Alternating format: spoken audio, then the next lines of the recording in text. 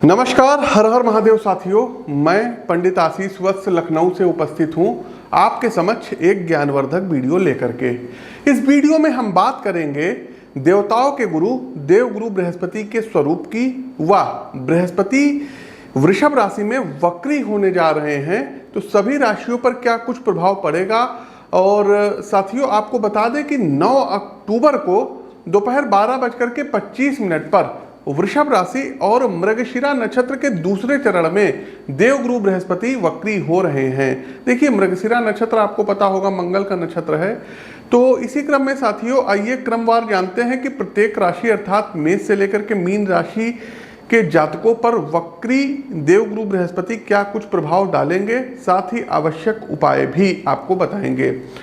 साथियों, ज्योतिष के तमाम विद्यार्थी ईमेल और व्हाट्सएप मैसेज पर हमसे कहते हैं कि गुरुजी, देवगुरु बृहस्पति के बारे में थोड़ा सा आप हमको विस्तार से भी बताइए। तो आज मौका भी अच्छा है। तो आगे बढ़ने से पहले साथियों, वीडियो थोड़ा सा लंबा होगा। आज हम देवगुरु बृहस्पति के बारे में आपको बताते हैं।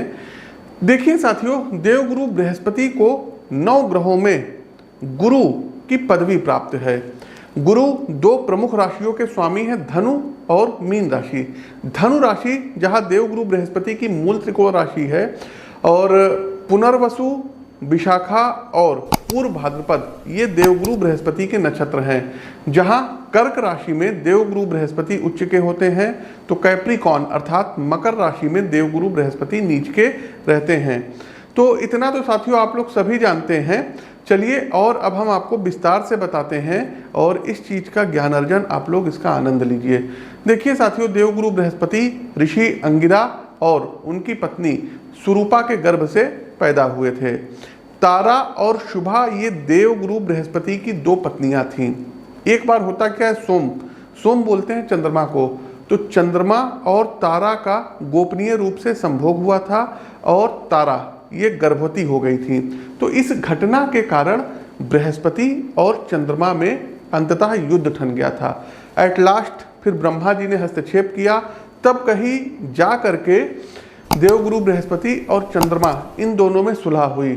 अब होता क्या है कि तारा गर्भवती रहती हैं, और तारा क्या जो है गर्भवती तारा बुध को, जो कि ज्योतिष में राजकुमार की पदवी प्राप्त हैं, तो बुध को जन्म जो है देती हैं। तो बुध के पिता कौन हुए? चंद्रमा।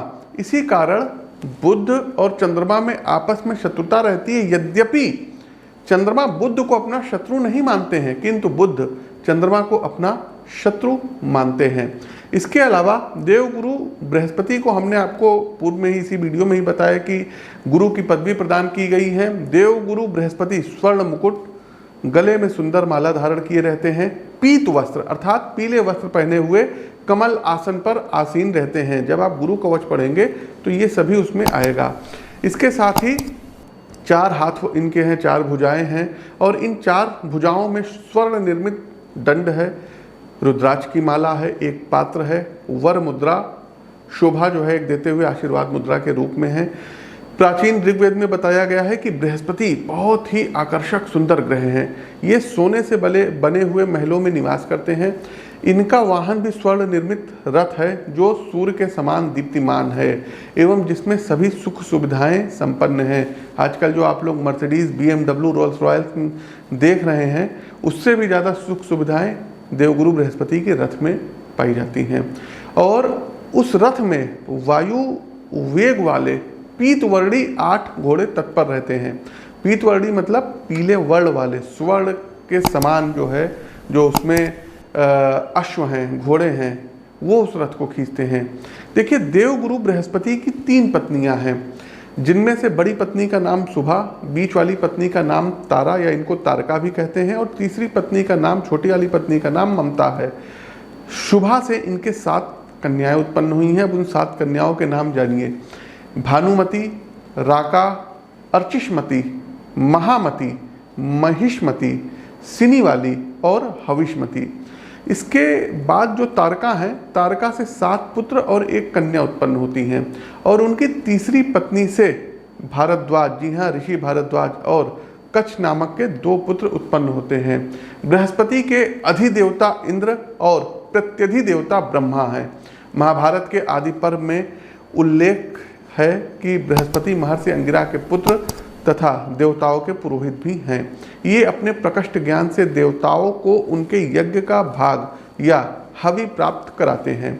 असुर एवं दैत्य जब यज्ञ में विघ्न डाल करके देवताओं को छीड़ कर हराने का प्रयास करते रहते हैं, तो इसी का उपाय देवगुरु बृहस्पति रक्षोग्र मंत्रों का प्रयोग करके देवताओं का पालन पोषण एवं रक्षण करने में समर्थ रहते हैं और दैत्यों से देवताओं की हर समय ये रक्षा करते हैं, अपने अपने आइडियाज देते हैं।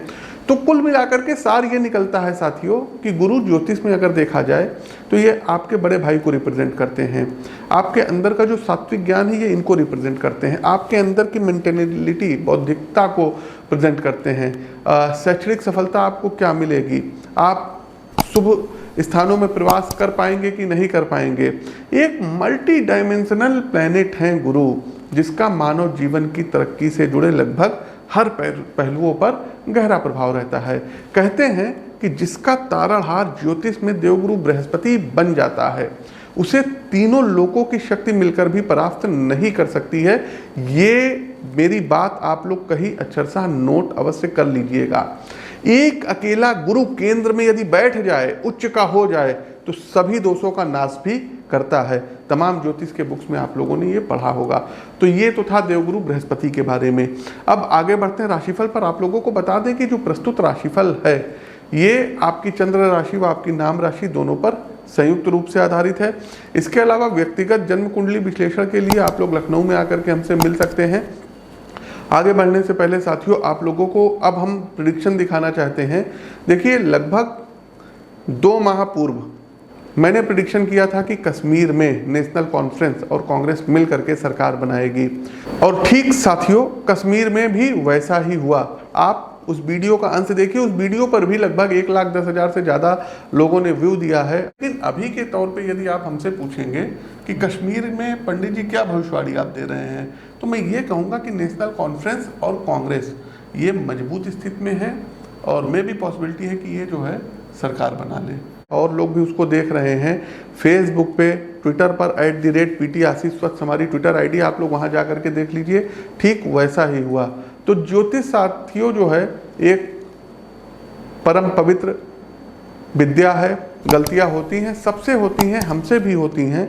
हम कहीं दूध के धुले नहीं हैं। लेकिन हाँ, यदि सही जो है गणनाएं हो जाएं तो बहुत कुछ भविष्य का वर्तमान में पता चल सकता है। आगे बढ़ते हैं अब साथियों।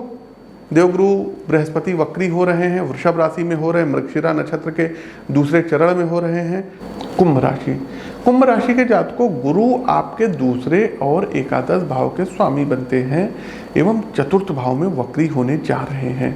गुरु का वक्री होना आपको संतान की ओर से कहीं ना कहीं कष्ट दिलाएगा, परेशान कराएगा। गोचर कालखंड की इस अवधि में अपने बच्चों पर कड़ाई अब आपको करना पड़ेगा, अन्यथा आपके पाल्य आपके बच्चे गलत संगत के कारण अपना भविष्य अंधकारमय कर सकते हैं।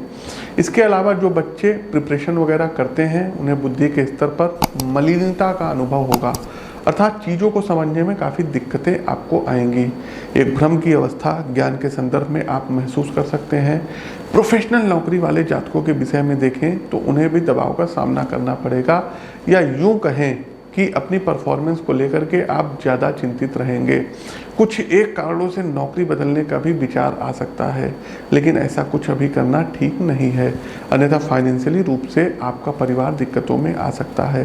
पैसों को लेकर के हाथ बांध कर चलिए, सीधी साफ बात करिए, क्योंकि आपका ज़रूरत से ज़्यादा खर्च संसाधनों की कमी खड़ी करा सकता है। बल्कि आपको एक चीज़ और बता दें, आप यदि अपनी पत्नी को फाइनेंशियल चीज़ों की जिम्मेदारी दे दें तो परिवार में स्थितियाँ ज़्यादा संतुलित होंगी। एक बात और बता दें कि लाइफ पार्टनर के साथ कहीं ना कहीं परेशानी होगी और मल्टीपल आपके प्रेम संबंध बन सकते हैं, तो इसको इग्नोर करिएगा। साथियों, ये तो था देवगुरु बृहस्पति का मेष से लेकर के मीन राशि पर क्या प्रभाव रहेगा वक्री होने का। अंतिम पड़ाव आता है रेमेडीज का, उपाय का।